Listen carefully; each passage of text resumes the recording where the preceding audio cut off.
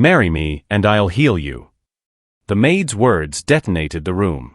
Everyone turned, lawyers froze, doctors gaped, the billionaire's cousin exploded into mocking laughter. But Zara Mitchell didn't flinch. She locked eyes with Julian Harrington, the paralyzed CEO who hadn't walked in 3 years, and delivered the blow that shattered him. You're not broken because of the crash. You're broken because you won't forgive yourself for your daughter's death. Julian's world cracked open. His hands trembled. His breath caught. Because she was right. 3 months, Zara pressed, kneeling before his wheelchair. Marry me. If I can't make you walk again, I disappear forever. But if I can, you give me half your fortune and you start living again. The room erupted. Victoria screamed. The lawyer called it fraud. The doctor called it impossible. But Julian only heard his heartbeat, pounding for the first time in 3 years. One condition, he rasped. If you fail, I'll destroy everything you have left. Zara nodded. Deal. They shook hands. And in that moment, neither knew someone was already dialing a killer's number, because Julian Harrington walking again would cost certain people everything. Hey, beautiful souls. You just witnessed the impossible deal that changed 2 lives forever. Drop your city below, where are you watching from? And smash that subscribe button because what happens next? No one's ready for it. Let's continue. And no one believed he ever would again. Because he hadn't walked in 3 years. Excuse me. Julian's voice was hoarse bitter, the voice of a man who'd stopped hoping. His steel-gray eyes, still sharp despite the brokenness, narrowed at her. What did you just say? Zara stepped forward, her worn sneakers squeaking softly against the polished floor. She didn't flinch under the weight of a dozen judgmental stares. She'd been cleaning this mansion for 6 months, invisible to most of them. The help. The hired hands. The woman who scrubbed toilets and folded linens while the rich debated his medical fate. But today, she was done being invisible. I said, she repeated, her voice calm but firm, carrying a strange authority that didn't match her station. Marry me and I'll heal you. A sharp, cruel laugh exploded from the corner of the room.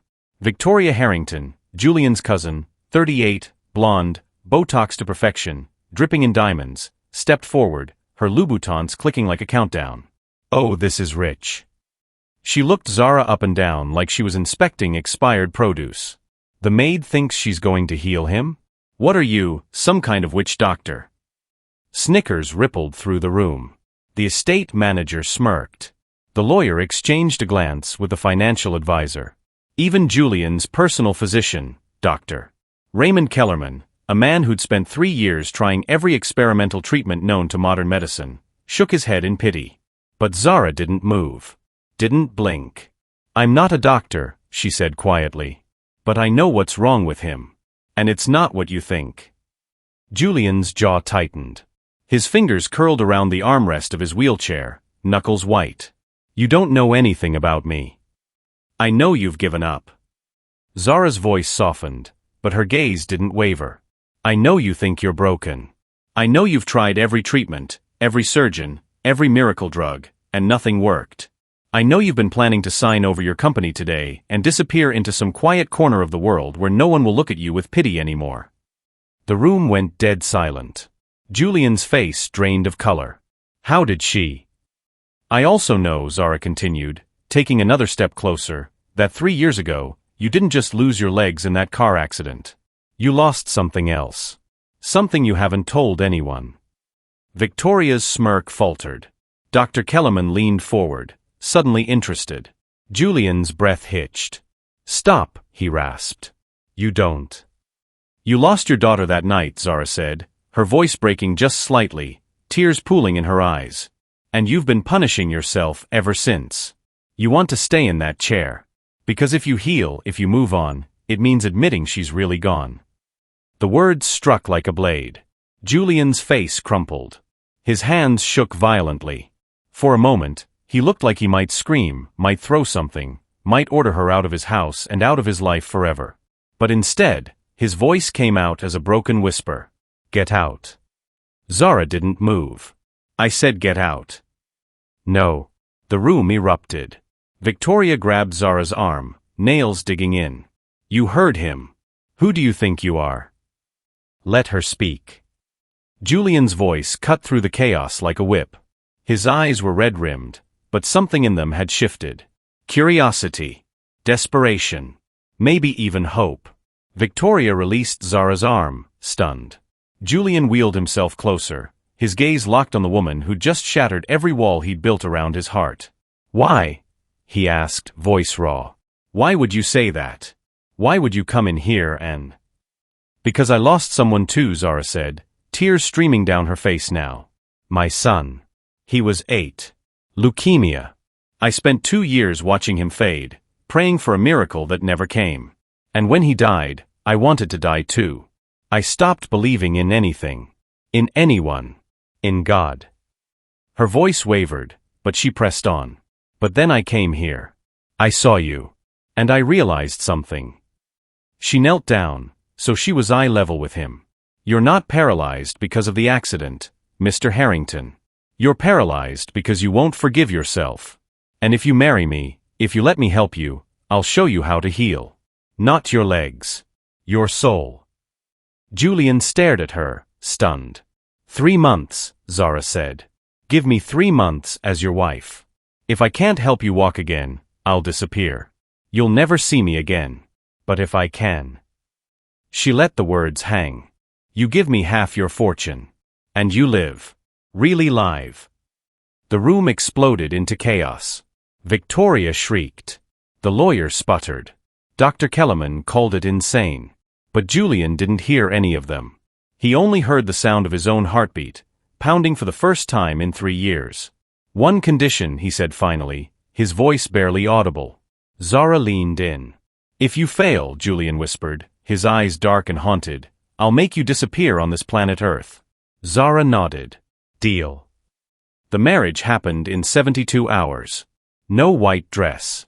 No flowers. No guests. Just a judge, 2 witnesses pulled from the mansion staff, and a contract so thick it could double as a weapon. Julian signed with a shaking hand. Zara signed without hesitation. Victoria tried to block it, threatened lawsuits, claimed Zara was a con artist, even called the police. But Julian's lawyer, Gerald Morton, a 60-year-old bulldog in a 3-piece suit, made it clear, Julian Harrington was of sound mind, and this was his decision. You're making a mistake, Victoria hissed as she stormed out of the judge's chamber. When this blows up in your face, don't come crying to me. Julian didn't respond. He just stared at the gold band now sitting on his left hand. Simple, cheap, nothing like the platinum monstrosity he'd worn during his first marriage. Zara wore a matching one. And just like that, the maid became Mrs. Harrington. Day 1. Zara moved into the east wing of the mansion, Julian's wing. His bedroom was a mausoleum, dark curtains, medical equipment lining the walls, the faint smell of antiseptic and despair. The bed was massive, cold, untouched on one side. I sleep in the chair, Julian said flatly when she arrived with her single duffel bag. The bed's too soft. Hurts my back. Zara set her bag down and looked at him, really looked at him. His face was gaunt, his eyes ringed with shadows. He hadn't shaved in days. His expensive silk pajamas hung loose on his frame. When's the last time you ate a real meal? She asked. I don't. When? Julian clenched his jaw. I have a feeding schedule. The nurse. The nurse isn't your wife. Zara walked to the door and called down the hallway. Maria. I need the kitchen opened. Now. Maria, the head housekeeper, a round, kind-faced woman in her 50s, appeared, eyes wide. Mrs. Harrington, the kitchen staff doesn't come in until… I don't need the staff. I need the kitchen. 30 minutes later, the smell of garlic, butter, and roasted chicken filled the east wing. Julian wheeled himself to the doorway of his private dining room, stunned. Zara had set the table, 2 plates, cloth napkins, candles she'd found in a drawer. I'm not hungry, he said. Sit. I said. Sit. Something in her tone, firm but not cruel, made him obey. She placed a plate in front of him, roasted chicken, mashed potatoes, green beans. Simple. Home-cooked. I can't. You can. She sat across from him, picked up her fork, and started eating. Julian stared at the food. His hands trembled. He hadn't eaten anything that wasn't pre-portioned, calorie-counted, or handed to him by a nurse in years. "Why are you doing this?" he asked quietly. Zara looked up, her brown eyes soft. "Because you're not a patient, Julian. You're a man. And men need to eat." He picked up his fork. The first bite tasted like forgiveness. Day 3. Zara woke up at 5 a.m. to the sound of screaming. She bolted out of the guest room and ran down the hall. Julian's bedroom door was open. He was in his wheelchair, drenched in sweat, gasping for air, his hands clutching the armrests like he was drowning. "Julian." She knelt in front of him. "Look at me. Look at me." His eyes were wild, unseeing. She's gone. I couldn't save her." "I know." Zara grabbed his face gently, forcing him to focus. "I know, baby. I know. I should have died too, I should have." "No." Her voice cracked.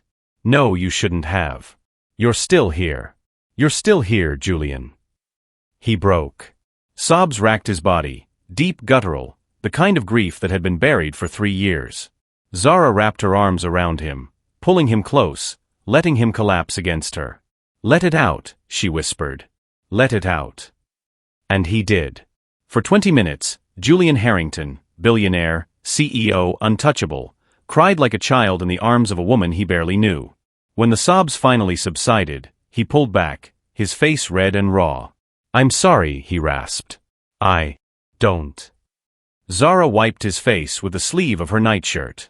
"Don't you dare apologize for being human." He stared at her, stunned. No one had touched him like that in years. Not the nurses. Not the doctors. Not even Victoria. "Why do you care?" he asked, voice breaking. "You don't even know me."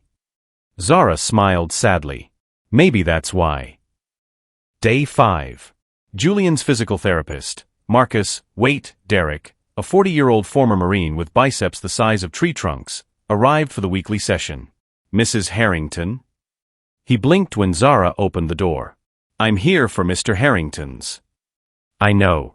Come in." Derek entered cautiously. Julian was in the gym, a fully equipped physical therapy room that looked like it hadn't been used in months. "He stopped doing the exercises 6 months ago," Derek admitted quietly. "Said they weren't working." "They weren't working because he didn't believe they would," Zara said. "Today that changes." She walked over to Julian, who was staring at the parallel bars like they were gallows. "I can't," he said before she even spoke.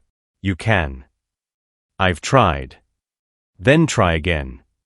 She moved in front of him, blocking his view. "You told me 3 months. It's been 5 days, Julian. Are you giving up already?"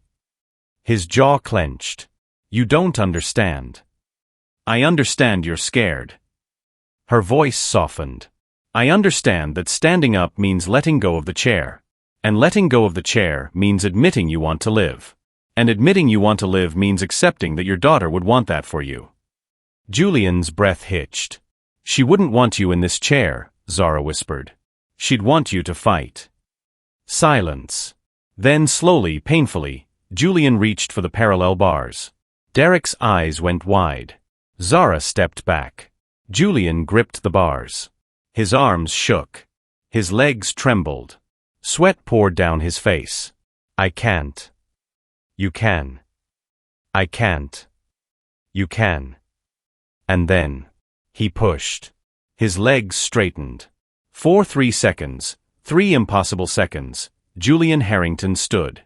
Then his legs buckled. He collapsed back into the chair, gasping.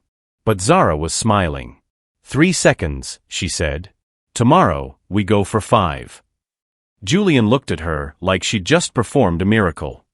That night, Derek pulled Zara aside in the hallway. "I don't know what you did," he said quietly, "but in 3 years, I've never seen him try like that." Zara smiled. "I didn't do anything. He did." Derek hesitated. "The staff is talking, you know. They think you're, I don't know, some kind of faith healer or something." "I'm not." "Then what are you?" Zara looked back toward Julian's room. "I'm his wife." But what Zara didn't know, what no one knew, was that someone was watching. Someone who had everything to lose if Julian Harrington walked again. And they were about to make their move.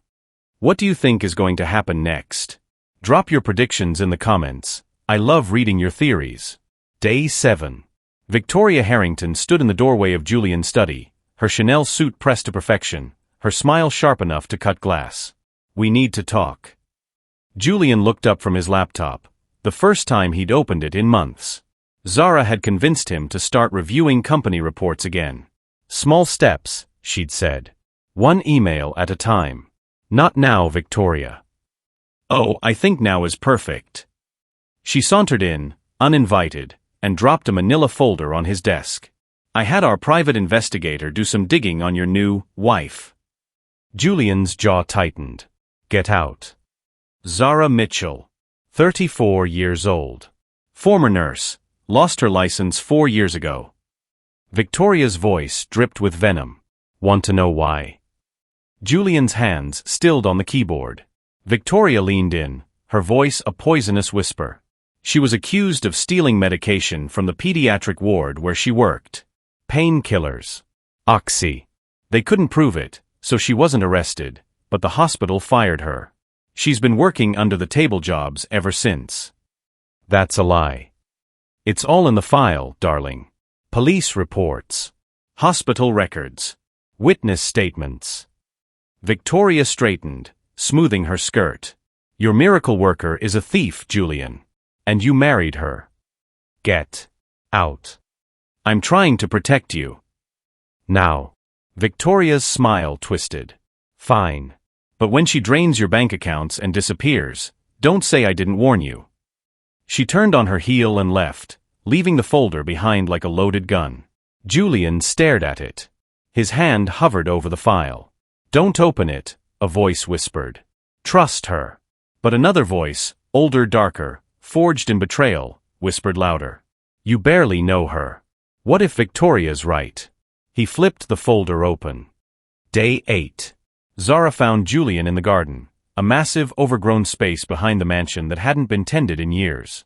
He was sitting in his wheelchair, staring at a stone bench beneath a willow tree. That's where we used to sit, he said quietly. Me and Emma.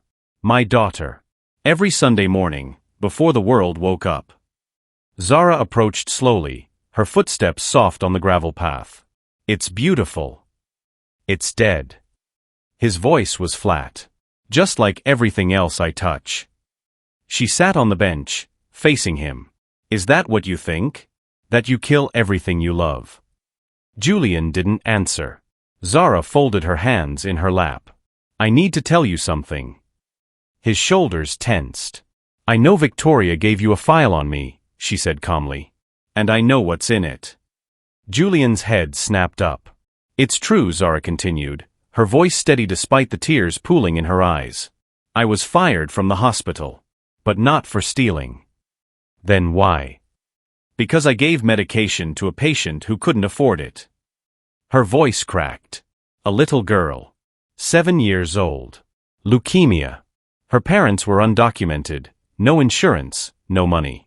She was in pain, Julian. Screaming, crying, begging for it to stop.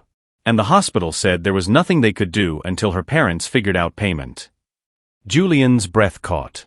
So I took the meds from the supply closet and gave them to her. Zara wiped her eyes roughly. They caught me on camera. Called it theft. I didn't fight it. I just left. Why didn't you defend yourself? Because it wouldn't have mattered. She looked at him, her gaze fierce. They weren't going to believe a black nurse over a hospital's legal team. And that little girl? She got her medication. That's all I cared about. Silence stretched between them. The file says you were accused of stealing for yourself, Julian said carefully. I know what the file says. Zara stood, brushing off her jeans. Believe what you want, Julian. But I didn't come here for your money. I came here because I saw a man who'd given up, just like I almost did. And I thought maybe, just maybe, we could save each other. She turned to leave. Wait. She stopped. Julian wheeled closer, his face torn. I don't know what to believe anymore. Then don't believe anything, Zara said softly. Just watch. Watch what I do. Not what a piece of paper says I did. Day 9. The nightmare came again. But this time, Zara was ready. She burst into Julian's room before the screaming started, guided by instinct, by something deeper than sleep.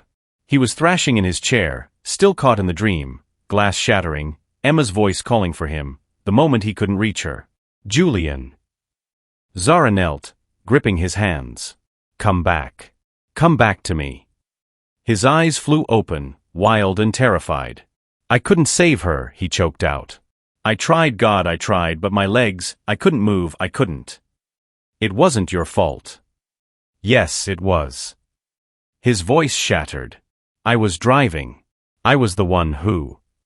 The truck ran a red light, Julian. The police report said so. You couldn't have stopped it. I should have seen it coming. You're not God. Zara's voice turned fierce. You're not all-powerful. You're not invincible. You were a father who loved his daughter, and you did everything you could. And she knew that. She knew. How? Julian's face crumpled. How could she know when I couldn't even hold her while she... Because love doesn't need hands, Julian. It doesn't need legs. It doesn't need a body that works. Zara pressed her forehead to his. Emma felt your love every second of her life. And she still does. Julian broke again, but this time, it was different. This time, the tears weren't just grief. They were release. Day 10. Dr. Kellerman arrived for his weekly checkup, his medical bag in hand, his expression skeptical. I heard you stood for 3 seconds, he said, pulling out his stethoscope. Is that true? 5, Julian corrected. Yesterday, I did 5. The doctor's eyebrows shot up. That's remarkable. What changed? Julian glanced at Zara, who was folding laundry in the corner, deliberately staying out of the way. She did, he said quietly. Dr. Kellerman followed his gaze, then cleared his throat. Mr. Harrington, I need to be frank with you. The damage to your spinal cord was severe. Even with intensive therapy, the chances of you walking again are. I don't care about chances.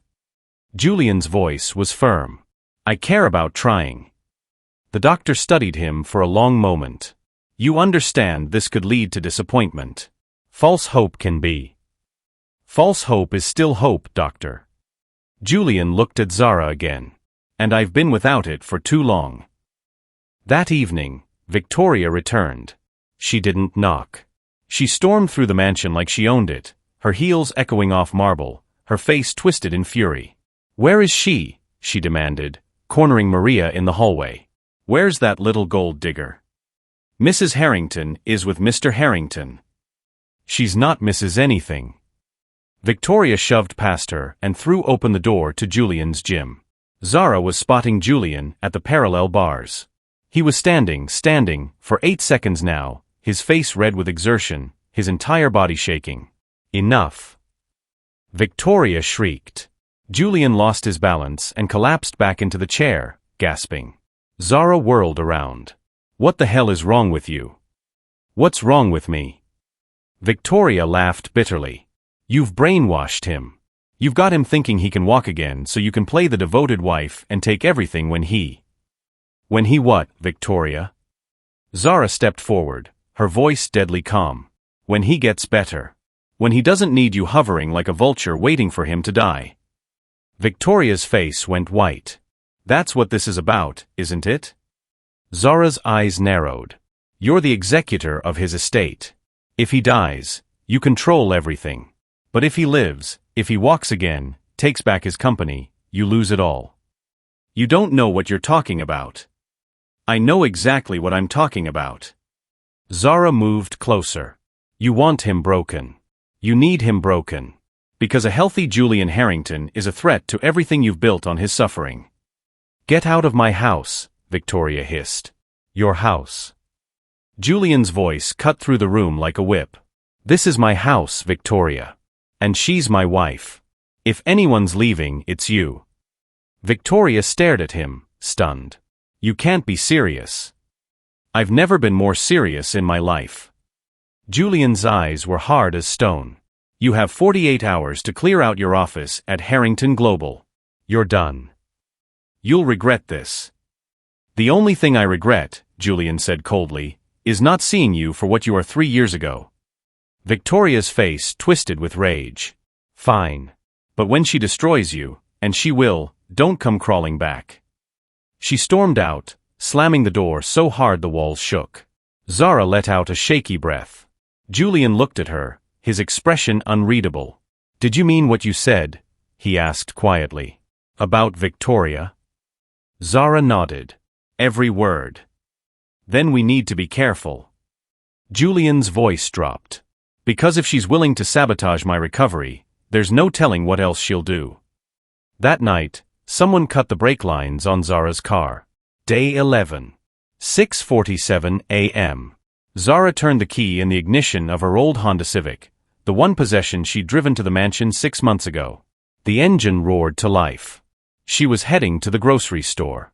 Julian had asked for fresh strawberries, Emma's favorite. A small thing. But it felt like progress. She shifted into reverse. The car rolled backward. She pressed the brake. Nothing. Her foot slammed down again. Nothing. The car picked up speed, rolling down the sloped driveway toward the iron gates, and the busy street beyond. No, no, no, no, Zara yanked the parking brake. It snapped off in her hand. 20 feet from the gate. 15. Her heart jackhammered. She cranked the wheel hard, aiming for the grass, the hedge, anything. The car smashed into a stone pillar with a sickening crunch.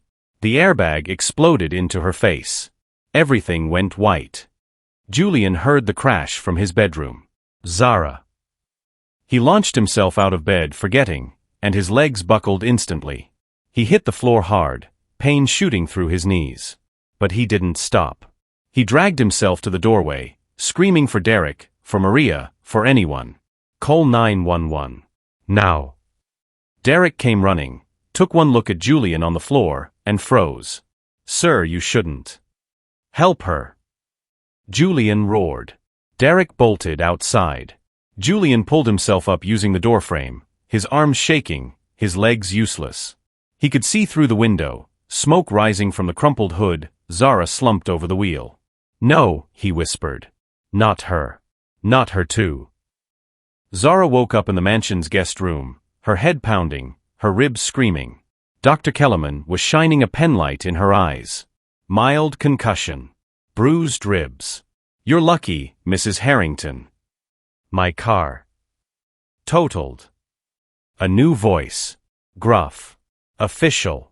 Zara turned her head, slowly because everything hurt, and saw a man in a cheap suit standing in the doorway. Late 40s, tired eyes, detective's badge clipped to his belt. Detective Marcus, he stopped, scowled. Damn it. Detective Andrew Chun. I'm with LAPD. Your brake lines were cut, Mrs. Harrington. Cleanly. Professionally. The room went cold. Cut. Dr. Kellerman's face drained. You mean? I mean someone tried to kill her. Chun pulled out a notepad. Any idea who might want you dead? Zara's mind raced. Victoria's face flashed in her memory, twisted with rage, promising Julian would regret this. I don't know. You sure about that? Chen's eyes narrowed. Because I pulled your file. Former nurse. Fired under suspicious circumstances. Married a billionaire 10 days ago. And now someone's trying to take you out. That's a hell of a coincidence. She didn't do anything wrong, Julian's voice cut in. Everyone turned. He was in the doorway, gripping the frame for support, his face ashen but his eyes blazing. Mr. Harrington. Chen straightened. You should be resting. My wife was almost killed in my driveway, detective. I'm not resting until you find out who did this. Chen studied him. You have any enemies, sir? Julian laughed bitterly. I'm a billionaire, detective. I have a list. Anyone specific? Anyone who'd benefit from Mrs. Harrington's absence. Julian's jaw clenched. My cousin. Victoria Harrington. I fired her yesterday. Chen wrote that down. I'll need to speak with her. Good luck, Julian muttered. She's probably already lawyered up. Day 12. Victoria did, in fact, lawyer up. Her attorney, a shark in a $1,000 suit named Richard Davenport, met Chun at the precinct with a prepared statement. Ms. Harrington was at a charity gala the night of the incident, with 200 witnesses. She has an airtight alibi. Chun came back to the mansion looking frustrated. She's clean, he told Julian and Zara in the study. At least, legally. But that doesn't mean she didn't hire someone. Can you prove it? Julian asked. Not yet. But I'm working on it. Chun closed his notepad. In the meantime, I'd suggest Mrs. Harrington stays close to home. No driving. No going anywhere alone. Zara's stomach twisted. You think they'll try again? Chun met her eyes. I think whoever did this is desperate. And desperate people don't stop until they get what they want. That night, Julian insisted Zara move into his room. You're not sleeping alone, he said, his tone leaving no room for argument. If someone's targeting you, they're not getting past me. Julian, you can barely. I don't care. His voice was raw. When I heard that crash, when I thought you were, he stopped, his throat working. I'm not losing anyone else. Not you. Zara's breath caught. Okay, she whispered. She moved her things into his room. There was an oversized armchair near the window. She'd sleep there, she told herself. Give him space. But when the nightmares came at 2 a.m., not his this time, but hers, her son's face pale and lifeless, the hospital machines flatlining, Julian heard her crying. Zara. She startled awake, disoriented. I'm sorry, I didn't mean to. Come here. What? I said come here. He patted the bed beside him. You're not sleeping in that chair. Julian, I can't. Please. His voice cracked. I need to know you're safe. I need you close. Zara hesitated. Then slowly, she climbed into the bed beside him. He reached for her hand in the darkness. She took it. Tell me about him, Julian said quietly. Your son. Zara's eyes filled with tears. His name was Caleb. He loved dinosaurs. And terrible jokes. He used to tell me knock-knock jokes at 3 a.m. when he couldn't sleep because of the chemo. What was his favorite? Knock-knock. Julian played along. Who's there? Boo. Boo-hoo. Don't cry, Mommy. I'm gonna be okay. Zara's voice shattered. But he wasn't. He wasn't okay. Julian pulled her closer, wrapping his arms around her. I'm sorry. God, Zara, I'm so sorry. They held each other in the dark, two broken people trying to piece each other back together. Day 13. Maria knocked on the bedroom door at dawn, her face pale. Mr. Harrington. Mrs. Harrington. You need to see this. They followed her to the front entrance. Someone had spray-painted a message across the marble steps in blood-red letters. Leave now or you're next. Zara's blood turned to ice. Julian's fists clenched. Call Chun. Now. But before Maria could move, Julian's phone buzzed. Unknown number.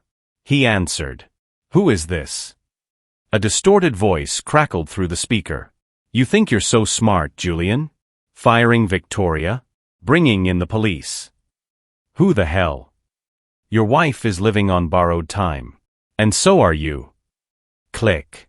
The line went dead. Julian stared at the phone, his face white. Zara touched his arm. Julian. We're leaving, he said suddenly. What? The mansion. The city. All of it. He turned to Maria. Pack our things. Enough for 2 weeks. We're going somewhere no one can find us. Where? Zara asked. Julian's jaw set. Somewhere I swore I'd never go back to. Day 14. They drove for 6 hours, Derek at the wheel of an unmarked SUV, Julian and Zara in the back. Julian wouldn't tell her where they were going. He just stared out the window, his jaw tight, his hand never leaving hers. Finally, they turned onto a dirt road. Trees closed in around them. The SUV climbed higher into the mountains until they reached a clearing. A cabin. Small. Rustic. Surrounded by pine trees and silence. "This is it," Julian said quietly. "What is this place?" Zara asked. "My father's hunting cabin." Julian's voice was hollow. "He brought me here when I was a kid, after my mother died. It's the only place I ever felt safe." Derek helped them inside. The cabin was dusty but intact, one bedroom, a small kitchen, a fireplace. "I'll stay outside in the car," Derek said. "Keep watch." Julian nodded. "Thank you." When they were alone, Zara looked around. "How long are we staying here?" "Until Chun finds who's behind this." Julian wheeled to the window, staring out at the trees. "Or until they find us." Zara moved behind him, placing her hands on his shoulders. "We'll be okay." "You don't know that." "No," she admitted. "But I believe it. And so should you." Julian turned, looking up at her. "Why do you have so much faith in me?" "Because someone once had faith in me," Zara said softly. "When I wanted to die. When I thought my life was over. A little girl in a hospital bed told me, 'Don't give up, Miss Zara. Good things are coming.' She died 2 days later." Julian's breath caught. "I made her a promise," Zara whispered. "That I'd live. Really live. And I'd help someone else do the same." She knelt in front of him. "That someone is you, Julian." His hand trembled as he touched her face. "I don't deserve you." "Yes, you do." And then, before either of them could think, he kissed her. It was soft, tentative, terrified, but it was real. When they pulled apart, Zara's eyes were wide. "Julian." "I know," he whispered. "I know this is crazy. I know we're in danger. I know this whole thing started as a deal. But Zara," his voice broke, "you make me want to live again." Tears streamed down her face. "I want that too." But outside in the trees, someone was watching. And they were loading a gun. Day 15. 3:42 a.m. The gunshot shattered the silence. Glass exploded inward. Zara screamed. Julian threw himself out of his wheelchair, forgetting again, and crashed to the floor, dragging her down with him. "Stay down," he yelled. Another shot. The lamp beside the bed exploded in sparks. Derek burst through the door, gun drawn. "Back room. Now." He fired 3 shots out the window, covering them, as Julian and Zara scrambled across the floor. Julian's legs were useless, but his arms were strong. He pulled himself forward, Zara crawling beside him, glass cutting into their palms. They made it to the bedroom. Derek slammed the door, shoved a dresser against it. "How many?" Julian gasped. "At least 2. Maybe more." Derek pulled out his phone. No signal. They must have a jammer. "Who are they?" Zara's voice shook. "I don't know, but they're professional."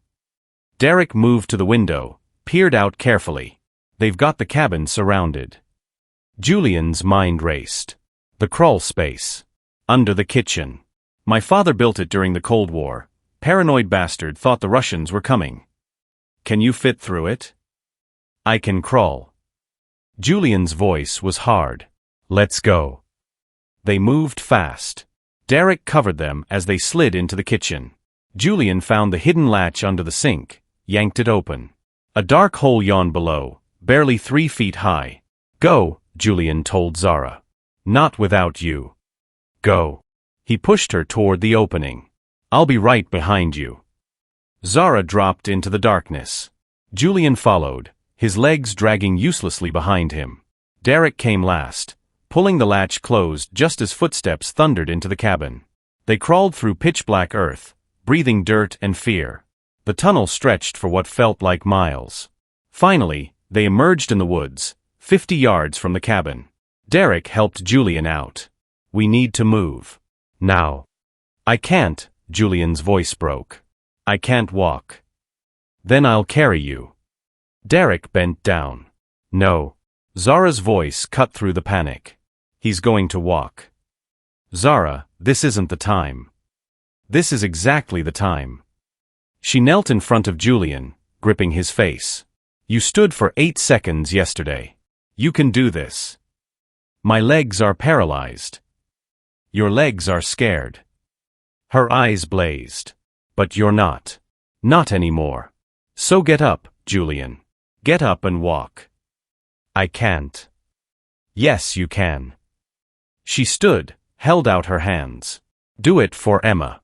Do it for me. Do it for yourself. Behind them, voices shouted. Flashlights swept the trees. Julian looked at her hands. Then at the darkness closing in.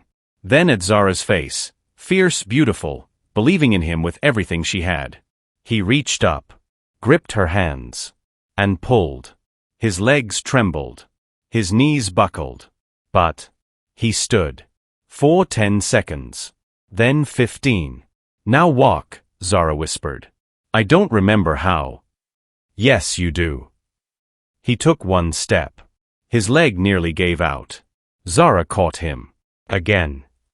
Another step. Stronger this time. Again. A third step. Holy shit, Derek breathed. Julian walked. It wasn't graceful.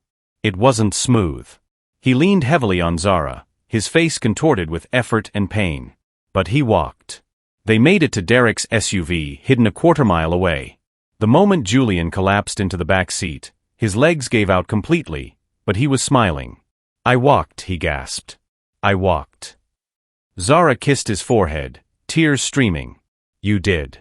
You really did. Derek floored it. They tore down the mountain road, headlights off, praying the shooters wouldn't follow. Day 16. Safe house. Downtown, L.A. Detective Chun had set them up in an unmarked apartment, 4th floor, reinforced door, unmarked police watching the exits. Chen himself showed up at dawn with coffee and a file folder. We got him, he said. Julian looked up sharply. Who? Chen dropped the folder on the table. His name is Kyle Fisher. Former Special Forces. Dishonorable discharge. He's been working as a hired gun for 3 years. We traced his phone records. He received $50,000 2 weeks ago. Wired from an offshore account. Let me guess, Zara said quietly. You can't trace the account. Not yet. But Fisher's in custody. He's not talking, but he will. Chun looked at Julian. Someone wants you dead, Mr. Harrington. Or at the very least, they want your wife dead. And they're willing to pay a lot of money to make it happen. Victoria, Julian said flatly. We're investigating her. But like I said, she's got alibis for everything. Smart ones. Chun leaned forward. Is there anyone else? Anyone who'd benefit from you staying incapacitated? Julian opened his mouth. Then stopped. A memory flashed. 3 years ago. The accident. The hospital. Dr. Kellerman standing over his bed, shaking his head. I'm sorry, Julian. The damage is permanent. You'll never walk again. But there was something else. Something he'd been too drugged, too broken to notice at the time. Dr. Kellerman's voice on the phone, just outside his room. It's done. He'll never recover. You have my word. Julian's blood ran cold. Julian. Zara touched his arm. What is it? Chun, Julian said slowly. I need you to pull Dr. Raymond Kellerman's financial records. Everything. Going back 3 years. Chen's eyebrows shot up. Your doctor? Why? Because he's the only one who's had access to me since the accident. He's the one who designed my treatment plan. He's the one who told me I'd never walk again. Julian's voice hardened. And he's the one who's been giving me weekly injections for pain management that never seemed to help. Zara's face went white. You think he's been keeping you paralyzed? I think someone paid him to. Chin grabbed his phone. I'll get a warrant. If he's been tampering with your treatment. He has. Julian's hands clenched. I know he has. Because I've been walking for 2 days now, and my legs feel stronger than they have in years. Whatever he was putting in those injections, it's wearing off. Day 17. Chin called at noon. You were right. Kellerman received $2 million 3 years ago. Same offshore account that paid Fisher. Who owns the account? Julian demanded. We're still tracing it, but, Chen hesitated. Mr. Harrington, there's something else. We found correspondence between Kellerman and another party. Emails. Encrypted, but our tech guys cracked them. And the emails reference the Harrington situation and ensuring long-term incapacitation. But they also mention someone else. A third party who orchestrated the whole thing. Who? We don't have a name yet. But the emails reference the real heir and taking back what's rightfully ours. Julian's stomach dropped. The real heir? What the hell does that mean? Zara's hand found his. Julian, is there anyone else in your family? Anyone who'd think they have a claim to your fortune? Julian shook his head. Victoria's the only family I have left. My parents are dead. Emma's dead. I'm an only child, he stopped. A distant memory. His father's voice, slurred with whiskey. You're not my only mistake, boy. Just the one I kept. Oh God, Julian whispered. What? Zara asked. My father, he had an affair. Years ago. Before he married my mother. Julian's voice was hollow. There was a woman. A mistress. She got pregnant. My father paid her off, made her disappear. But I remember, when I was 10, she showed up at our house. She had a son with her. A boy. Maybe 12, 13 years old. She was screaming at my father, saying the boy deserved his inheritance. What happened to them? Chen asked. My father had security throw them out. I never saw them again. I don't even remember their names. Julian looked at Chen. But if that boy is still alive, he'd be in his 40s now, Chen finished. And he'd have a legitimate claim to part of your estate. Especially if he could prove paternity. But why go through all this? Zara asked. Why not just sue for his share? Because DNA tests take time. Lawyers take time. Legal battles take years. Julian's face hardened. But if I die without an heir, if I'm too incapacitated to run the company or manage my assets, everything goes to the estate. And Victoria, as executor, would control it all. Until the half-brother shows up with proof, Zara breathed. Then he'd get everything. But if you're alive and fighting, I'd contest it. I'd tie it up in court for decades. Julian stood, and started pacing. His legs were shaky, but they held. So they needed me alive, but useless. Paralyzed. Broken. Unable to fight. And when you started to recover, Chen said, when your wife showed up and started pulling you out of it. They panicked. Julian's voice turned to steel. And they decided to eliminate the threat. Chen's phone buzzed. He answered, listened, then his face went pale. What? Julian demanded. Kellerman's dead. Apparent suicide. Hung himself in his office 30 minutes ago. The room went silent. That's not a suicide, Zara whispered. They killed him. To keep him quiet. Chen nodded grimly. Which means whoever's behind this is tying up loose ends. And you too, he looked at Julian and Zara. You're the biggest loose ends of all. That night, Julian couldn't sleep. He stood at the window, stood on his own two legs, staring at the city lights. Zara came up behind him, wrapping her arms around his waist. We're going to get through this. What if we don't? His voice was raw. What if they come for you again? What if I lose you the way I lost? Stop. She turned him around. I'm not Emma, Julian. And you're not the man you were 3 years ago. You're standing. You're fighting. That's all that matters.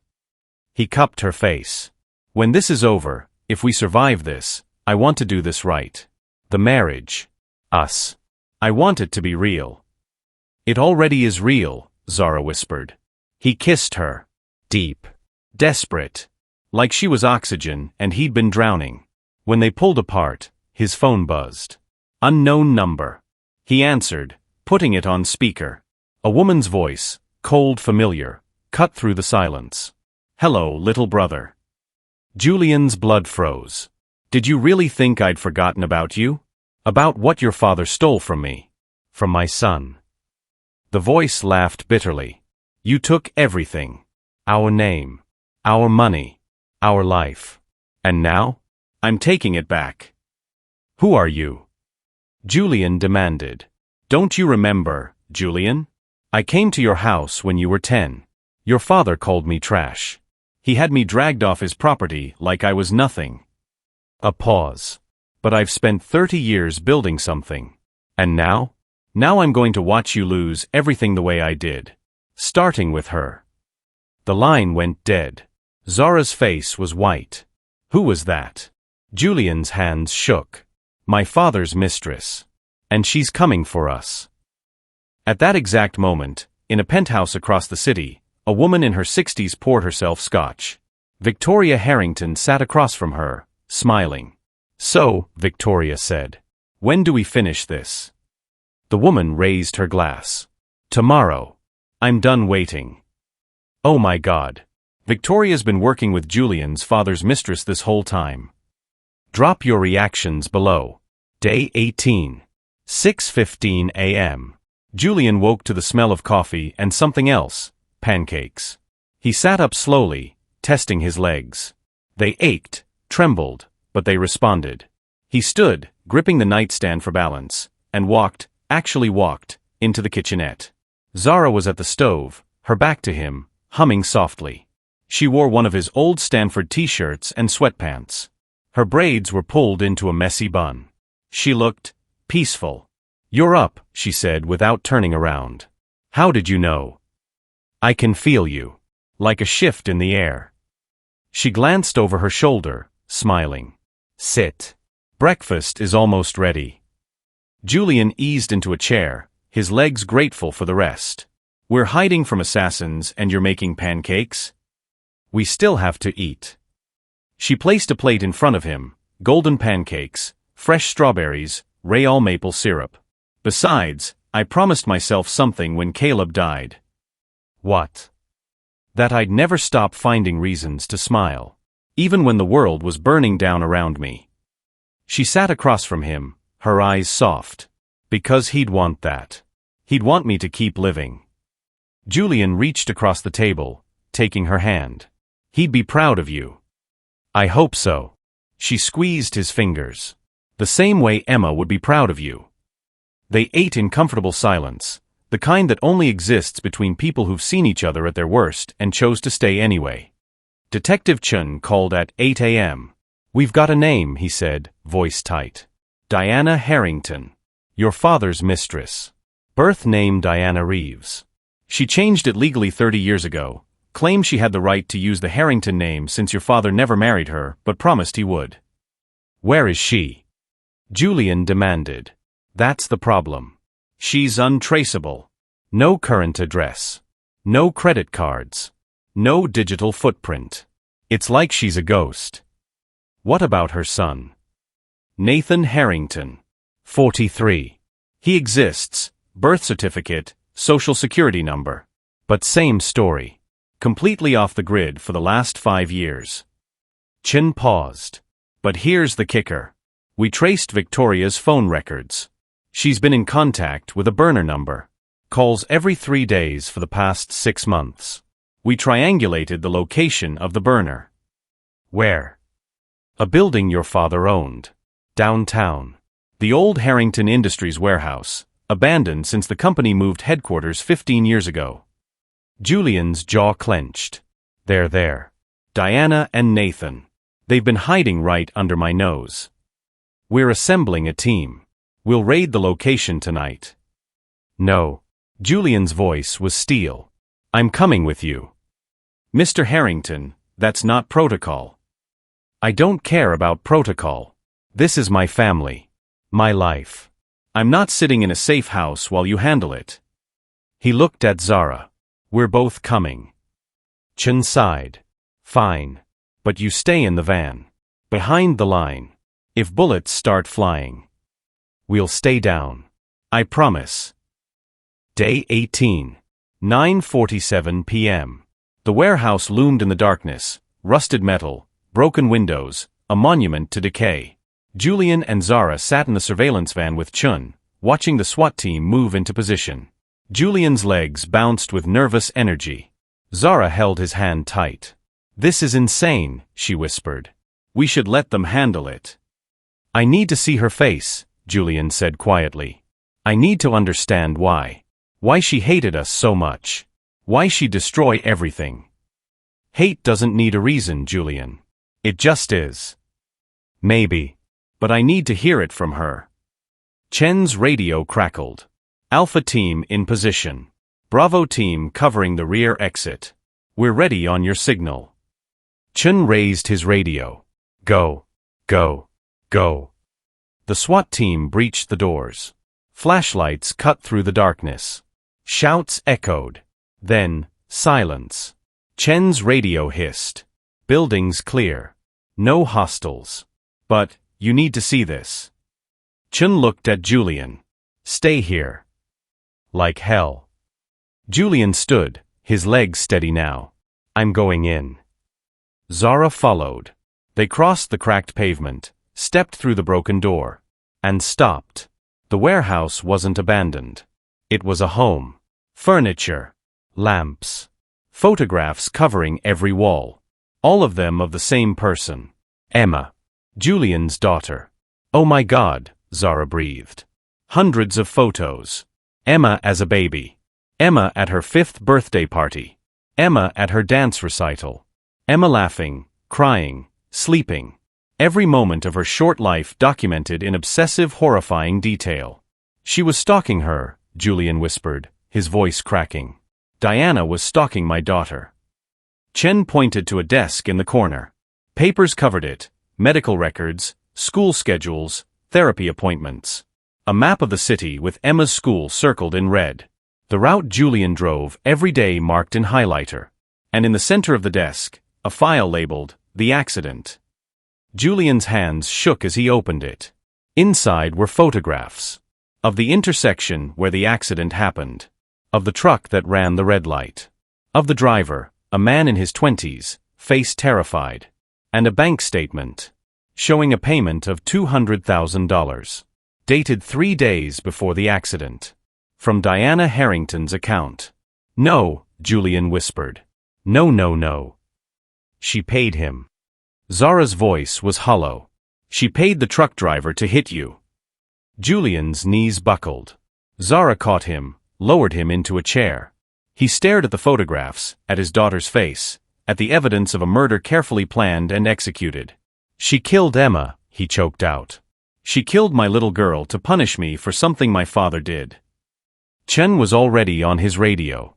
"I need APBs on Diana Harrington and Nathan Harrington. Charges: conspiracy to commit murder, attempted murder, stalking." A slow clap echoed through the warehouse. Everyone spun. Victoria stepped out of the shadows, still in her designer suit, still smiling that cold, sharp smile. "Brava, Julian. You finally figured it out." She applauded mockingly. "Only took you 3 years." "You knew," Julian snarled, standing. "You knew Diana killed Emma, and you said nothing." "Oh, I did more than know, darling." Victoria's smile widened. "I helped." The SWAT team raised their weapons. "Hands up. Now."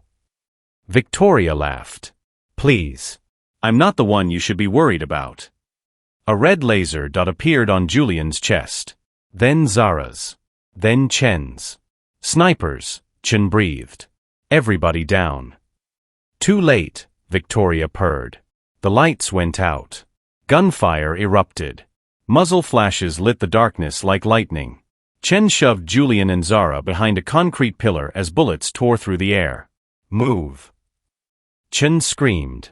They ran, Julian's legs pumping, Zara dragging him when he stumbled. They burst through a side door into an alley. A black van screeched to a stop, blocking their path. The side door slid open. Nathan Harrington stepped out.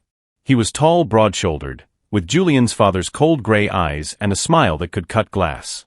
Beside him, Diana. 60-something, elegant in all black, her face a mask of bitter triumph. "Hello, brother," Nathan said. "You're not my brother," Julian spat. "Not legally. But genetically." Nathan spread his arms. Same bastard father. Same selfish bloodline. The only difference is, he chose you. So you killed my daughter? Julian lunged forward. Derek grabbed him, held him back. Diana stepped forward, her voice ice. Your father made me promises. Said he'd leave your mother. Said he'd marry me. Said Nathan would have everything. Her face twisted.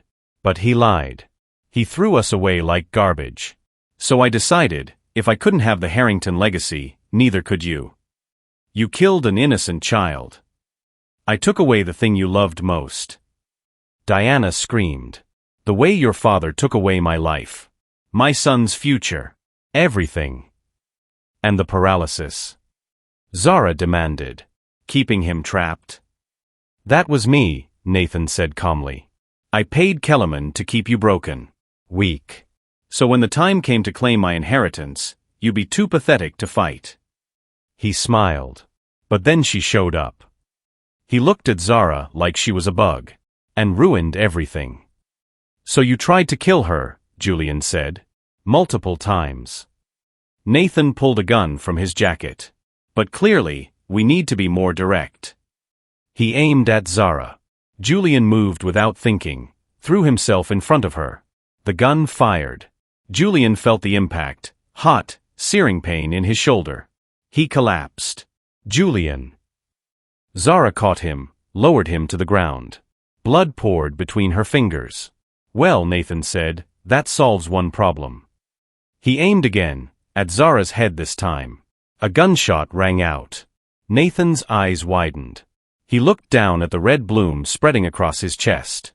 He fell. Detective Chun stood in the alley entrance, gun smoking. LAPD. Drop your weapons. Now.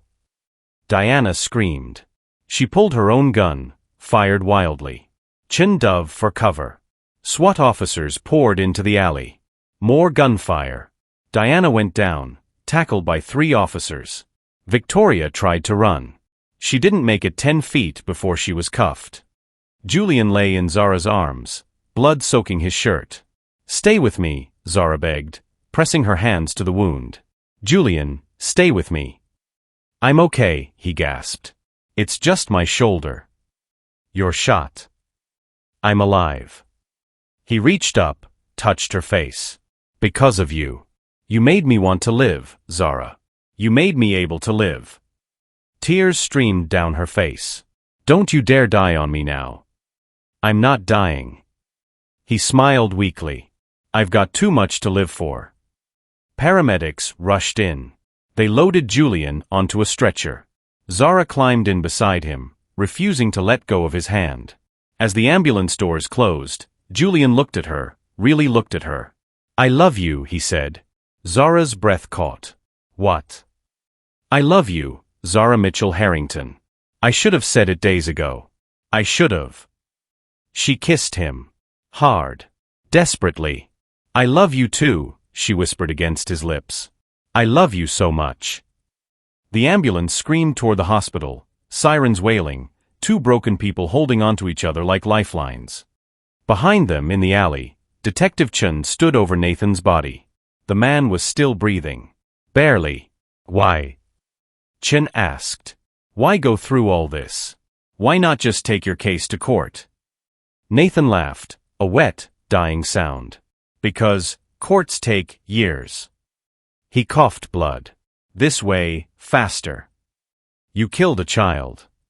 Collateral damage. Nathan's eyes glazed. Should have been mine. He exhaled once. And didn't breathe again.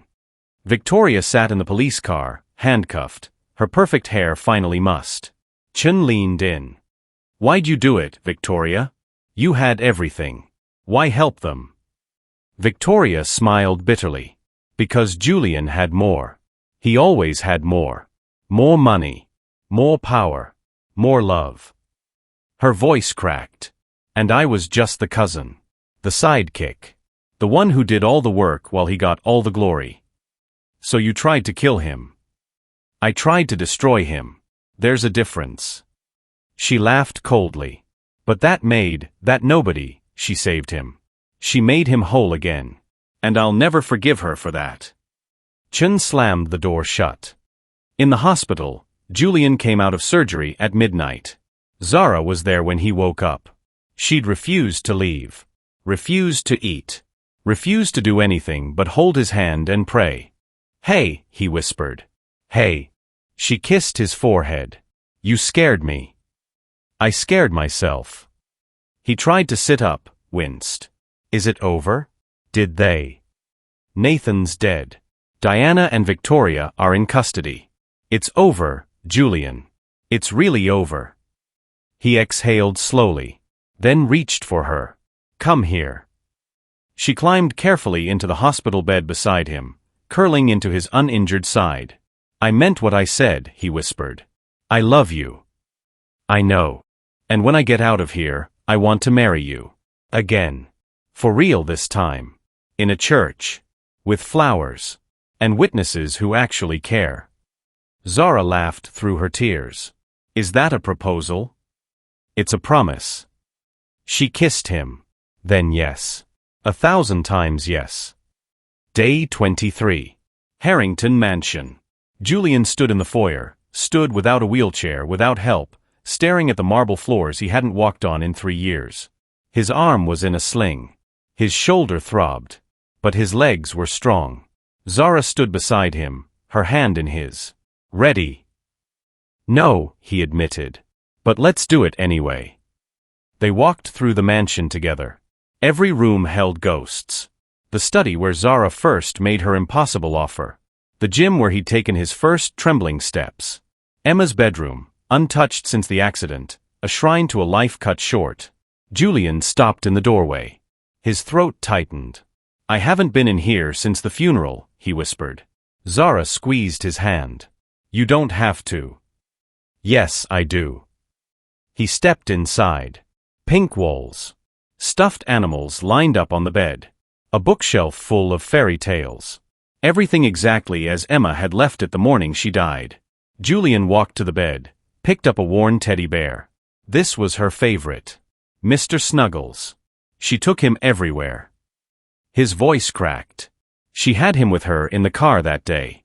The paramedics gave him back to me at the hospital, covered in." He couldn't finish. Zara wrapped her arms around him from behind. "She knew you loved her, Julian. That's all that matters." "Is it?" He turned to face her, tears streaming. "I was driving, Zara. I should have seen that truck. Should have swerved. Should have done something. You did everything you could.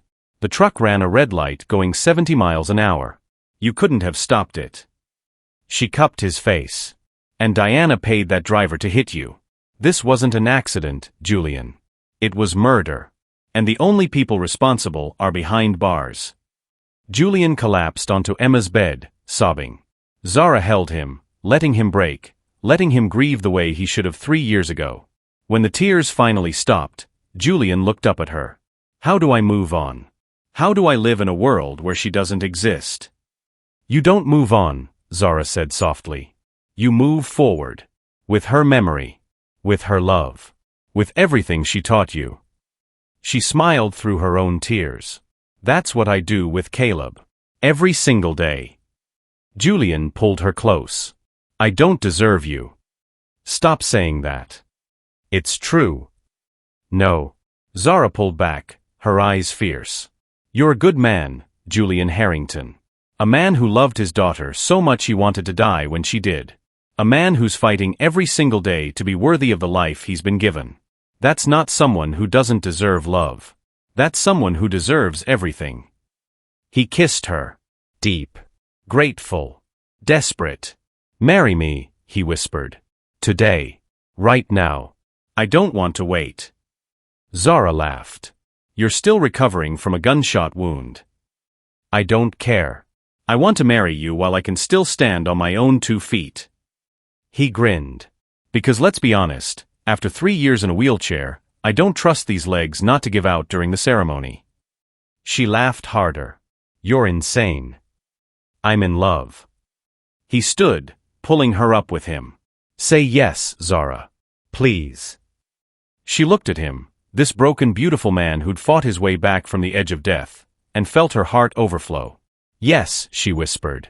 Yes, yes, yes. They were married that afternoon in the mansion's garden. The same garden where Julian used to sit with Emma. The willow tree swayed in the breeze, as if giving its blessing. Derek stood as best man. Maria as maid of honor. Detective Chen came, off duty, with his wife. A handful of staff members who'd watched the whole impossible love story unfold. Julian wore a simple black suit. Zara wore a cream-colored dress Maria had helped her pick out that morning. No designer label. No price tag that could buy a car. Just beautiful. The officiant, a kind-faced woman from a local church, smiled at them. Dearly beloved. Julian barely heard the words. He just stared at Zara, this woman who'd crashed into his life and shattered every wall he'd built around his heart. Do you, Julian David Harrington, take Zara Elizabeth Mitchell to be your lawfully wedded wife? I do. His voice was strong, clear, alive.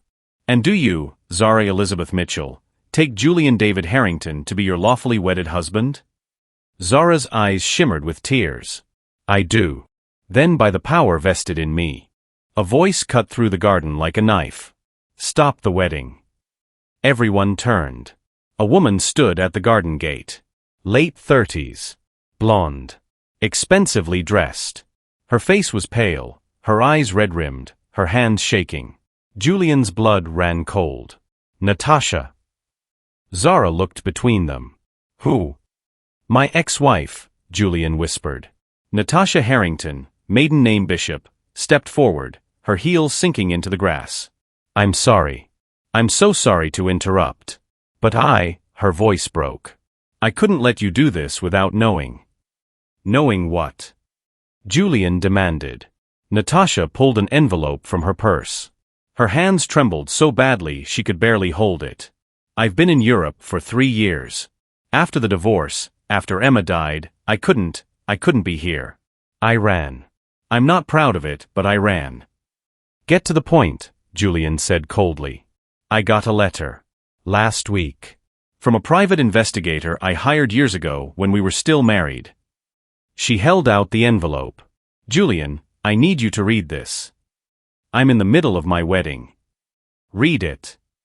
Her voice cracked. Please. Julian took the envelope. Opened it. Pulled out a single sheet of paper. As he read, the color drained from his face. No, he whispered. This can't be, this isn't. What is it? Zara touched his arm. Julian, what does it say? He looked up at Natasha, his face twisted in anguish. You knew. I found out 6 months before Emma died. I hired the investigator because I thought you were having an affair. Natasha's tears fell freely now. But what he found was so much worse. What did he find? Zara demanded. Julian's hand shook as he held up the paper. Emma wasn't my biological daughter. The garden went silent. What? Zara breathed. The DNA test. Julian's voice was hollow. Natasha had an affair. With my business partner. Emma was his daughter. Not mine. Natasha sobbed. I'm so sorry. I wanted to tell you. I tried to tell you 100 times. But you loved her so much, and she loved you, and I thought maybe it didn't matter. Didn't matter? Julian's voice rose. I mourned her. I destroyed myself for 3 years grieving a child who wasn't even mine. She was yours. Natasha screamed back. Biology doesn't make you a father, Julian. Love does. And you loved her more than anyone in this world. But she wasn't, I'm not, Julian staggered backward. Zara caught him. Julian, breathe. I can't, he pushed her away. I can't breathe. Mr. Harrington, Derek stepped forward. Don't. Julian's eyes were wild. I gave up everything for her. My company. My life. My ability to walk. And she wasn't even. He broke off, gasping for air. Zara reached for him. Julian, listen to me. No. He stumbled backward, away from her, away from all of them. I need space. I need to think. Julian, please. I said no. His voice shattered. I can't do this right now. I'm sorry, Zara. I'm so sorry. But I can't. He turned and walked away. His legs held him. Strong. Steady. But his heart was breaking with every step. Zara stood in her wedding dress, surrounded by guests, the ceremony half finished. Should I? Maria started. Let him go, Zara whispered, tears streaming. He needs time. Natasha approached, her face wrecked. I'm sorry. I didn't know he was remarrying. I just thought he deserved to know the truth. The truth? Zara's voice turned sharp. The truth is that he loved that little girl with everything he had. And you just told him it was all a lie. It wasn't a lie. Yes, it was. Zara's hands clenched. You lied to him for years. You let him raise a child thinking she was his. And then when she died, you let him destroy himself with guilt over a bloodline that didn't even exist. She stepped closer. You didn't tell him the truth out of honesty, Natasha. You told him because you wanted to hurt him one more time. Natasha's face crumpled. That's not true. Get out. Zara's voice was ice. Get out of this house. Now. Natasha fled.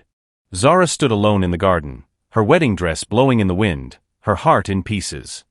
Julian drove. He didn't know where he was going. Didn't care. He just drove, his hands gripping the wheel so tight his knuckles turned white. Emma wasn't mine. The words echoed in his head like a curse. I grieved for 3 years. Destroyed my body. My mind. My soul. For a child who wasn't even my blood. He pulled over on a cliff overlooking the city. Got out. Stood at the edge. The wind whipped around him. His legs trembled, not from weakness this time, but from rage. Why? He screamed at the sky. Why would you do this to me? Why would you let me love her if she wasn't mine? Silence answered. Julian sank to his knees, sobbing. I would have loved her anyway. If I'd known.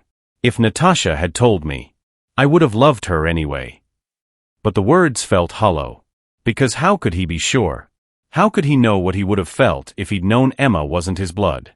Maybe I would have resented her, a dark voice whispered. Maybe I would have looked at her and seen Natasha's betrayal instead of my daughter. No, he choked out. No, I wouldn't have, I couldn't have. His phone buzzed. A text from Zara. I love you. Come home. Julian stared at the message. 3 simple words. The same words he'd said to her a dozen times in the last week. I love you. Not I love you because you're perfect. Not I love you because we share blood. Just I love you. He looked at his legs. The legs that had been paralyzed. The legs Zara had helped him learn to use again. She didn't love me because I could walk, he realized. She loved me when I was broken. When I had nothing to offer her but pain and nightmares. She loved me anyway. And suddenly, he understood. Emma was his daughter. Not because of DNA. Not because of biology. But because he'd chosen her. Every single day. He'd chosen to love her. To raise her. To be her father. And she'd chosen to love him back. That was real. That was unbreakable. Bloodlines didn't make a family. Love did. Julian drove back to the mansion. The guests were gone. The garden was empty except for one person. Zara. Still in her wedding dress. Sitting on the stone bench under the willow tree. Waiting. Julian walked toward her, slowly, his legs still shaky from the emotional storm. She looked up. Her eyes were red. Her face was streaked with tears. I'm sorry, he said, his voice breaking. I'm so sorry I ran. Zara stood, crossed the distance between them in 3 strides, and slapped him. Hard. Julian staggered, stunned.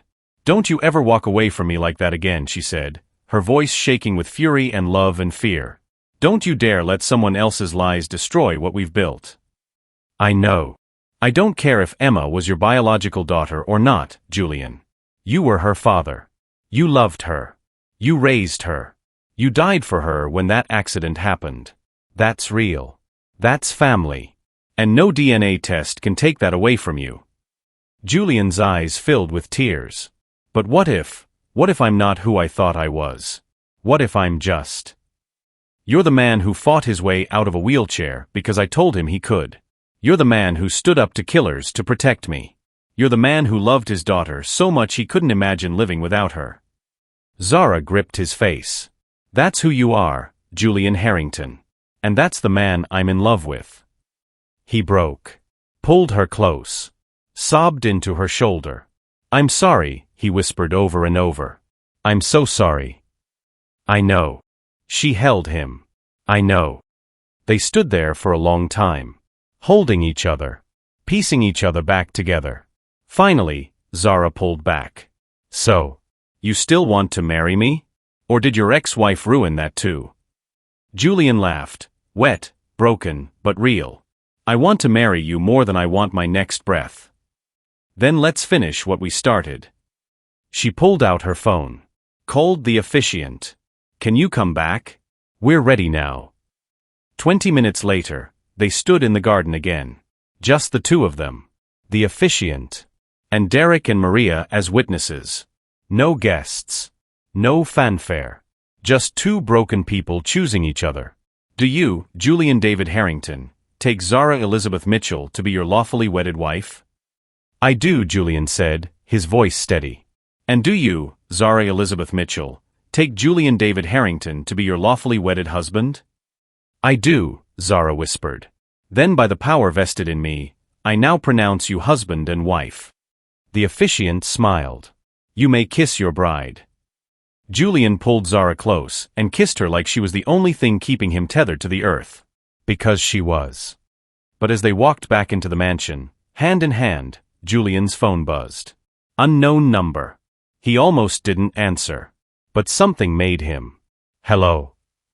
A familiar voice, cold, sharp, impossibly alive, cut through the line. Hello, Julian.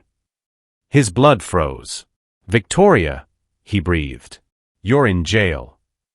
Was in jail. She laughed. Darling, did you really think a few little murder charges would keep me locked up? My lawyers got me out on bail an hour ago. Technicality. Insufficient evidence. That's impossible. Nothing's impossible when you have money, Julian. You of all people should know that. Her voice turned venomous. And now? Now I'm coming for you. For her. For everything you love. Consider this your final warning. The line went dead. Julian's hand shook. Zara looked at him. What is it? Victoria's out, he whispered. And she's coming for us. Day 24. 2:47 a.m. The alarm screamed through the mansion. Julian bolted upright, his shoulder screaming in protest. Zara was already moving, grabbing her phone, her eyes wide. Security breach, she gasped. Someone's in the house. Julian's blood ran cold. He reached for his phone.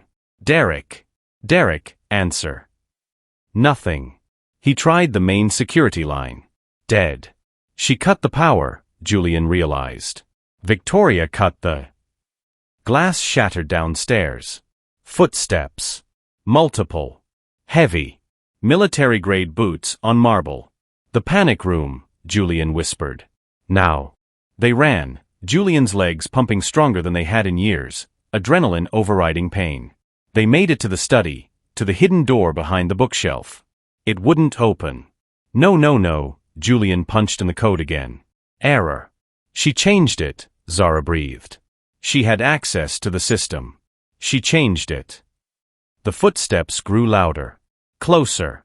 Julian grabbed Zara's hand. The garage. My cars. We run. They bolted down the servant staircase, through the kitchen. The garage door loomed ahead. It exploded inward. Derek's body flew through, crashing into a counter. Blood poured from a gash on his head. He groaned, tried to stand. Derek. Julian rushed to him. Run, Derek choked out. She's got mercenaries, 6 of them, run. A figure stepped through the smoke. Victoria. But not the Victoria from the courtroom. This Victoria wore tactical gear, a Kevlar vest, a gun strapped to her thigh. Her hair was pulled back, her makeup gone, her eyes cold and dead. Hello, Julian. She smiled. Miss me? Victoria, please. Please. She laughed. You said please when you fired me. Please when you married that maid. Please when you sent me to jail. She pulled the gun. I'm done hearing please. She fired. Julian dove, pulling Zara down. The bullet shattered a cabinet inches from their heads. Derek lunged at Victoria. She pistol-whipped him across the face. He dropped like a stone. Run. Julian screamed. He and Zara scrambled through the garage, between cars, toward the service exit. Two mercenaries blocked it. Masked. Armed. Professional. Julian skidded to a stop. Zara, get behind me. How touching, Victoria called, stalking toward them. The cripple trying to protect his nurse. She cocked her head. Oh wait. You're not a cripple anymore, are you? She fixed you. Her voice dripped venom. Well, let's see how well those legs work with bullets in them. She aimed at Julian's knees. Zara stepped in front of him. No. Julian tried to pull her back. Shoot him and you'll have to shoot me first, Zara said, her voice steady despite the terror in her eyes. Victoria's smile widened. Oh, darling. That was always the plan. She pulled the trigger. A gunshot rang out. But Victoria's gun didn't fire. She looked down, confused. Blood bloomed across her vest, just below the Kevlar, in her abdomen. She stumbled. Behind her, Detective Chen stood in the doorway, his service weapon raised, his face grim. LAPD. Drop the weapon. Now. Victoria laughed, wet, pained. You're too late, detective. This whole place is rigged to blow. I win either way. Rigged. Julian's stomach dropped. What are you? C4. Planted in the foundation. On a timer. Victoria coughed blood. You've got, maybe 3 minutes. Maybe less. She grinned. You can try to run. But you'll never make it off the property in time. Where's the detonator? Chen demanded. Dead man's switch. Victoria held up a small device in her left hand. I let go, you all die. Chen's jaw clenched. Then I guess you're staying alive. Or Victoria's finger hovered over the button. We all go together. Victoria, don't, Julian stepped forward. Please. You don't want to do this. Don't I? Her eyes blazed. You took everything from me, Julian. My job. My reputation. My freedom. You chose a stranger over your own blood. You humiliated me in front of the entire city. Her voice cracked. I loved you. I worshipped you. And you threw me away like I was nothing. Julian's breath caught. You loved me. Since we were children. Tears streamed down Victoria's face now. I watched you marry Natasha. Watched you build your perfect life. I told myself I was okay with it. That being near you was enough. Her finger trembled on the button. But it was never enough. Victoria. And then Emma died. And you fell apart. And I thought, finally. Finally he'll need me. Finally I'll be the one who saves him.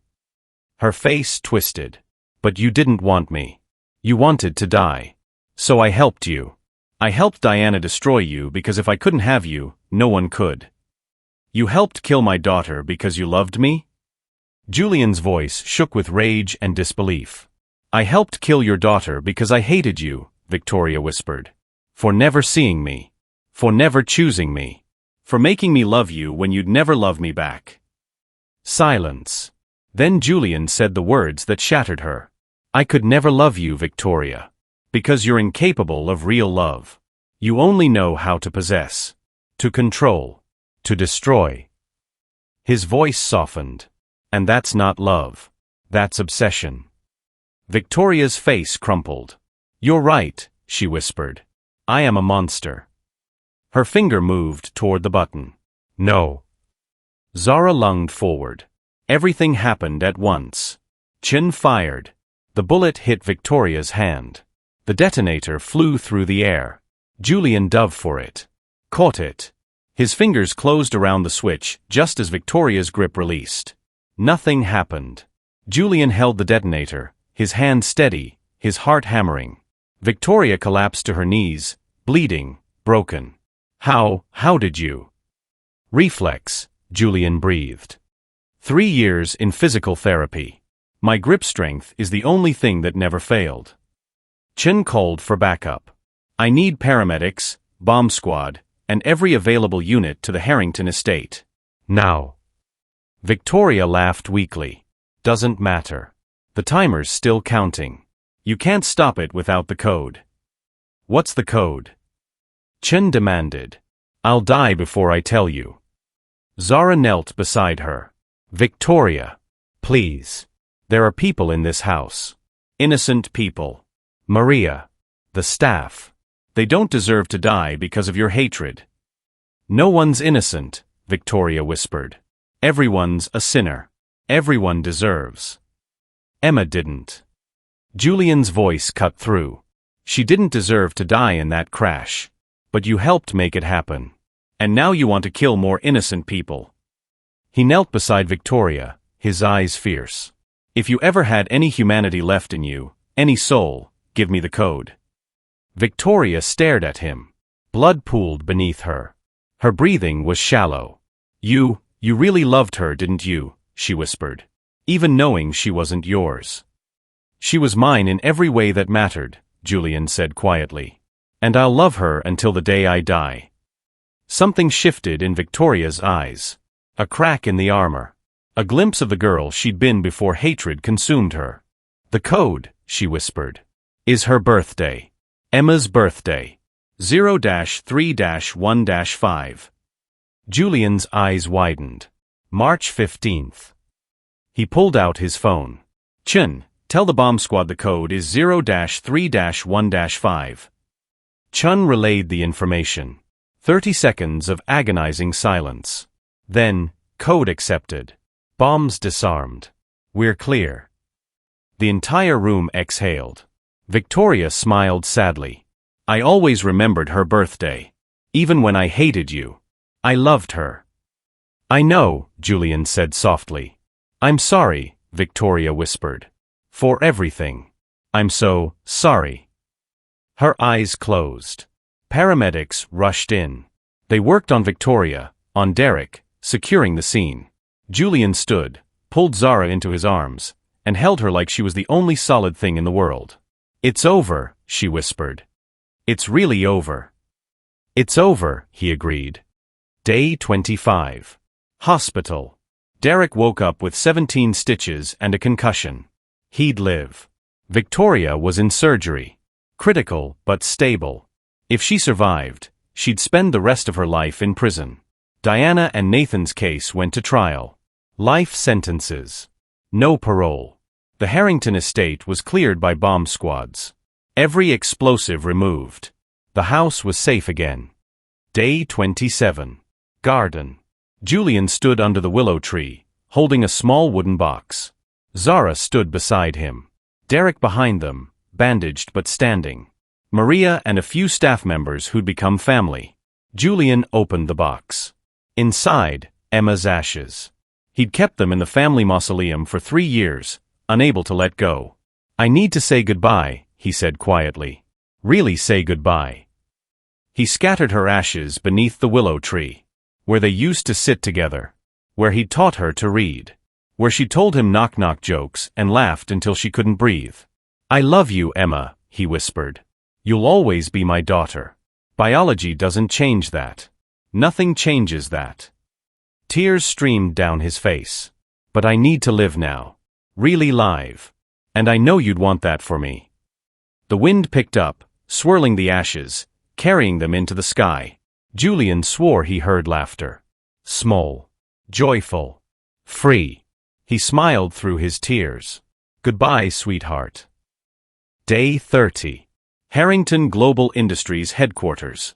Julian walked into the boardroom. Walked, in a tailored suit, his head high, his legs strong. The board members stood, stunned. Ladies and gentlemen, Julian said, I'm back. And things are going to change around here. He spent the next 6 hours restructuring the company, firing corrupt executives, promoting ethical ones, redirecting profits toward charitable foundations, especially pediatric cancer research. In Caleb's name. In Emma's name. When he finally left the building, Zara was waiting outside in their car. "How'd it go?" she asked. Julian slid into the passenger seat, grinning. "I fired 12 people, promoted 8, and donated $50 million to St. Jude's." Zara laughed. "So, a good day?" "The best day." He leaned over, kissed her. "Because I'm building something real now. Something that matters. Something that honors the people we've lost."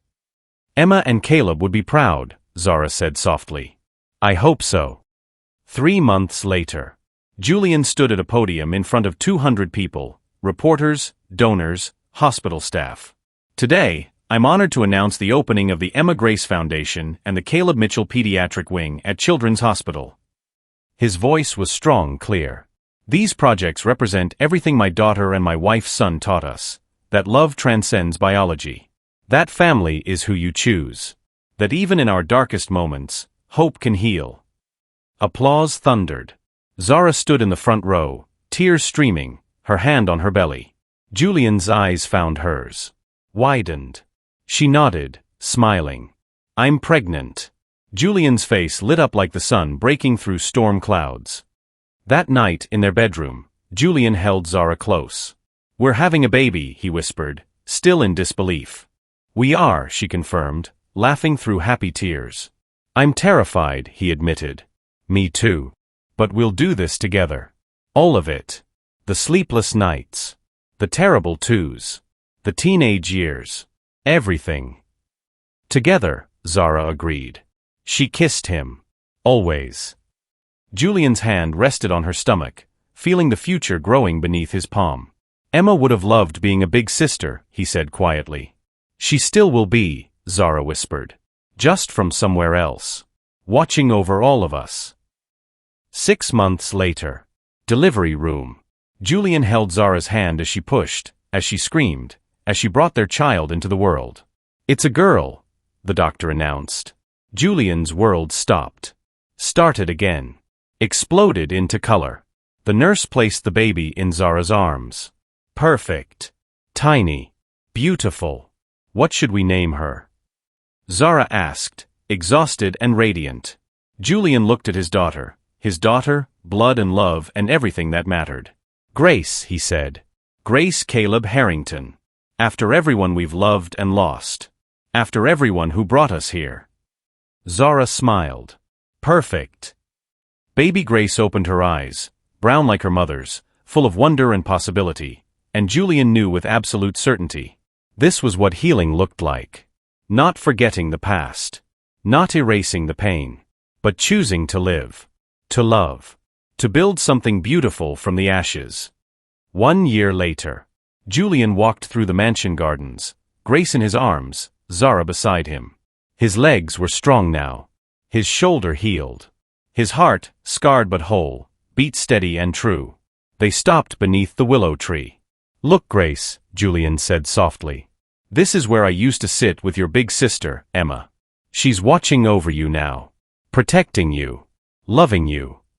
Grace gurgled, reaching for the willow branches. Zara leaned her head on Julian's shoulder. "You did it," she whispered. "You walked again. You lived again." "We did it," Julian corrected. "You believed in me when I'd given up. You showed me that miracles aren't magic, they're love. And choice. And refusing to quit even when everything says you should." "So," Zara said, smiling, "did I heal you? Like I promised?" Julian looked at his legs. At his wife. At his daughter. At the life they'd built from impossible odds and broken pieces. "You did more than heal me," he said. "You taught me how to live." They stood together beneath the willow tree, the family that refused to be destroyed, the love that conquered every darkness. And somewhere, in a place beyond reach but never beyond love, Emma and Caleb smiled. Because the people they loved were finally, beautifully whole. The end. And that, my beautiful souls, is how a paralyzed billionaire learned to walk again, not through medicine, but through love. What did you think of Julian and Zara's journey? Drop your favorite moment in the comments. And if this story touched your heart, please hit that subscribe button. We've got more incredible true stories coming your way. Where are you watching from? Let me know. Much love. Red Heart.